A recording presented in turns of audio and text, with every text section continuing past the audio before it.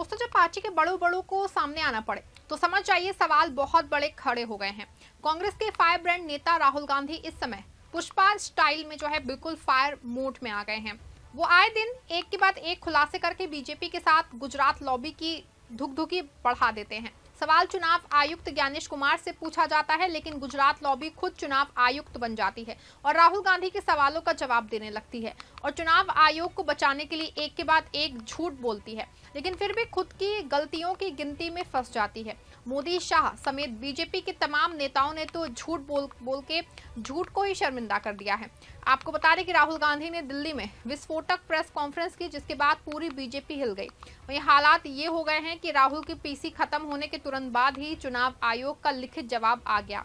उसके तुरंत बाद बीजेपी ने तुरंत प्रेस कॉन्फ्रेंस कर दी और इसके बाद बीजेपी के कथित चाणक्य अमित शाह भी सामने आ गए और अमित शाह ने राहुल गांधी को जबरदस्त तरीके से जवाब देने की कोशिश तो की, लेकिन वो भी जवाब नहीं दे पाए और शाह ने जो जवाब दिया तो उससे वो खुद ही फंस गए और उनका जवाब उल्टा पड़ गया है और अमित शाह खुद सवालों के घेरे में आ गए हैं। आपको बता दें कि राहुल गांधी की वोट चोरी के खिलाफ एक दूसरी प्रेस कॉन्फ्रेंस थी। पहली प्रेस कॉन्फ्रेंस के बाद राहुल गांधी ने बिहार में वोटर अधिकार यात्रा निकाली थी। वहीं अमित शाह ने बिहार में राहुल गांधी के वोटर अधिकार यात्रा को निशाने पे लेते हुए खुद ही निशाने पे आ गए और राहुल की यात्रा को लेकर जनता से पूछने लगे कि राहुल की यात्रा किस मुद्दे पे थी। जिसके बाद भीड़ से आवाज आई कि वोटर अधिकार यात्रा वोट चोरी पे थी, जिसको सुन के अमित शाह की बोलती बंद हो गई, लेकिन खुद को संभाला और कहा कि मैं इसको बाद में बताऊंगा।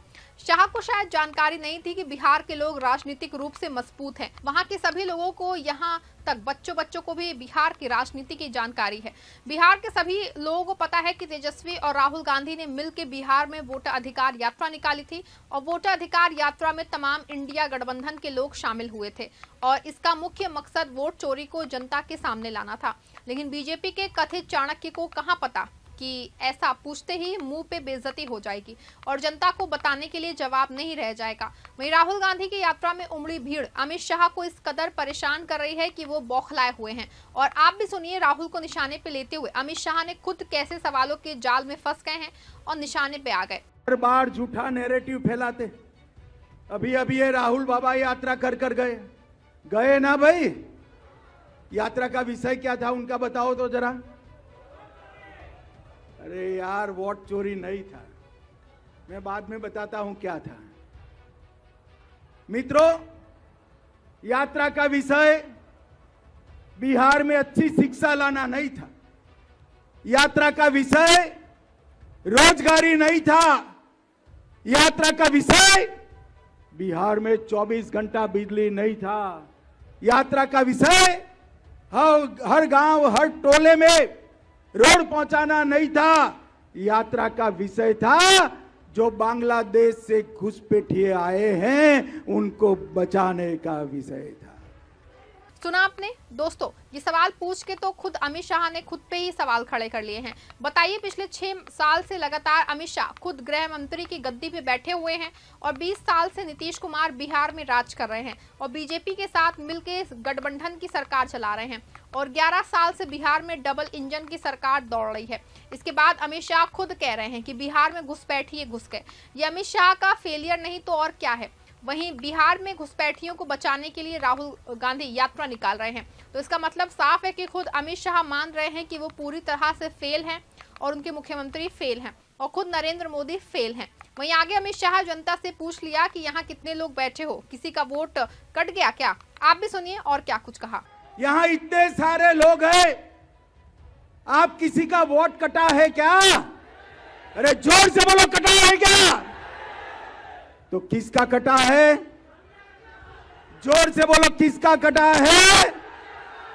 ये राहुल गांधी की यात्रा घुसपैठिया बचाओ यात्रा थी और मैं इस मंच से राहुल गांधी और लालू जी को पूछने आया हूं। बिहार की जनता आपको पूछ रही है, घुसपैठियों को वोट का अधिकार होना चाहिए क्या? जोर से बोलो, होना चाहिए। घुसपैठियों को मुफ्त राशन मिलना चाहिए। घुसपैठियों को नौकरी यहां पर मिलनी चाहिए। घुसपैठियों को घर मिलना चाहिए। घुसपैठियों को 5 लाख तक का इलाज मिलना चाहिए। कौन देना चाहता है? जोर से बोलो, कौन देना चाहता है? और जोर से बोलो, कौन देना चाहता है? हमारे युवाओं की जगह वोट बैंक के घुसपैठियों को नौकरी देने का काम ये राहुल बाबा एंड कंपनी कर रहे हैं। सुना आपने दोस्तों कि अमित शाह खुद मान रहे हैं कि वो घुसपैठ रोकने में पूरी तरह से नाकाम है, जिससे कि राहुल गांधी को घुसपैठिए बचाओ यात्रा करनी पड़ी रही है। अगर अमित शाह घुसपैठियों के मुद्दे पे फेल नहीं तो फिर राहुल गांधी की यात्रा वोट चोरी को लेके है। वहीं बिहार के दौरे पे जाके अमित शाह खुद अपने ही बयानों के जाल में बुरी तरह फंस गए हैं और चुनाव आयोग पे बीजेपी के कब्जे का खुलासा होते ही बौखला गए हैं और खुद की चोरी छुपाने के लिए लाखों झूठ बोल रहे हैं। अगर बिहार में घुसपैठिए हैं तो फिर ये आपका फेलियर है और आपकी डबल इंजन सरकार की फेलियर और खुद देश के मुखिया विश्व गुरु नरेंद्र मोदी का फेलियर है। आपको बता दें कि अमित शाह राहुल गांधी के खुलासे से बौखला गए हैं और ज्ञानेश कुमार को बचाने के लिए बहुत बड़ा झूठ बोल रहे हैं। बता दें कि ये कहानी कर्नाटक से शुरू होती है। 2023 के विधानसभा चुनावों में कांग्रेस ने अलन सीट पे जीत हासिल की थी, लेकिन राहुल गांधी का दावा है कि यहाँ बड़े पैमाने पे वोटरों के नाम हटाए गए थे। उन्होंने कहा कि 60,011 वोटरों के नाम मतदाता सूची से गायब कर दिए गए, जो कि ज्यादातर कांग्रेस समर्थक थे। और उन्होंने चुनाव आयोग पे आरोप लगाया कि वो वोट चोरी की रक्षा कर रहा है और जांच में बाधा डाल रहा है। राहुल ने दिल्ली में वोट चोरों को लेकर के दूसरी प्रेस कॉन्फ्रेंस की, जहां उन्होंने सीईसी ज्ञानेश कुमार की तस्वीर दिखा के कहा कि सीईसी ज्ञानेश कुमार बहाने बनाना बंद करो, कर्नाटक सीआईडी को सबूत दो अभी। उन्होंने दावा किया कि फरवरी 2023 में जांच शुरू हुई, लेकिन चुनाव आयोग ने सीआईडी को जरूरी दस्तावेज नहीं दिए। अगस्त में कुछ अधूरे कागज दिए गए, लेकिन जांच आगे नहीं बढ़ रही। राहुल का कहना है कि सबूत है कि ज्ञानेश कुमार वोट चोरों को बचा रहे हैं। उन्होंने चुनाव आयोग को चुनाव का चौकीदार कहा, जो कि जागा रहा, चोरी देखी और चोरों की रक्षा की।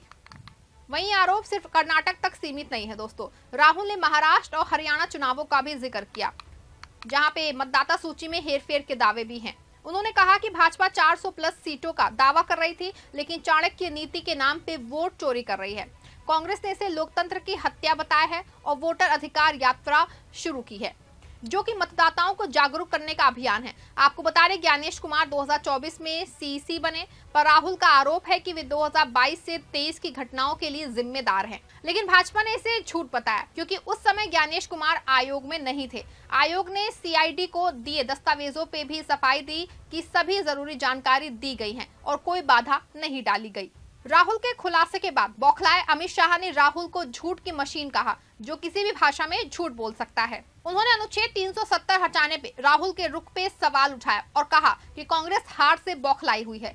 भाजपा नेता रविशंकर प्रसाद ने भी राहुल पे हमला बोला, कहा कि वे होमवर्क नहीं करते और झूठ बोलते हैं। प्रसाद ने बताया कि अलन में कांग्रेस ही जीती थी और राहुल के दावे से उनकी ही पार्टी के नेता खतरे में हैं। वहीं ये पहली बार नहीं है जब राहुल और शाह आमने सामने हैं। 2018 में राफेल सौदे पे शाह ने राहुल को झूठ की राजनीति करने वाला कहा था दोस्तों। 2024 में भी शाह ने राहुल को झूठ बोलने की मशीन कहा। हाल ही के चुनावों में हरियाणा और महाराष्ट्र में मतदाता सूची पे सवाल उठे, जहां पे भाजपा जीती। कांग्रेस का दावा है कि जहां वोटर बढ़े वहां भाजपा जीती, लेकिन डेटा दिखाता है कि कांग्रेस ने भी ऐसी सीटों पे जीत हासिल की। वहीं वोट चोरी का मुद्दा इतनी आसानी से थमने वाला नहीं है। आपको बता दें कि बिहार में जो 65 लाख लोगों के वोट काटे गए हैं और उनको बताया जाए कि आपका वोट घुसपैठिए की वजह से वोट काटा गया है, तो उन लोगों पे क्या गुजरेगा। जिन लोगों ने अपनी पूरी जिंदगी बिहार या अन्य राज्यों में गुजार दी, उनको आज पता चल रहा है कि वो भारत के नागरिक हैं ही नहीं। वही सत्ता में बने रहने के लिए बीजेपी और कितना और किस स्तर पर दोस्तों गिरती है, ये तो खैर आने वाले वक्त में पता चल पाएगा। इस खबर बस इतना ही। आप देखते रहें 4 PM। धन्यवाद।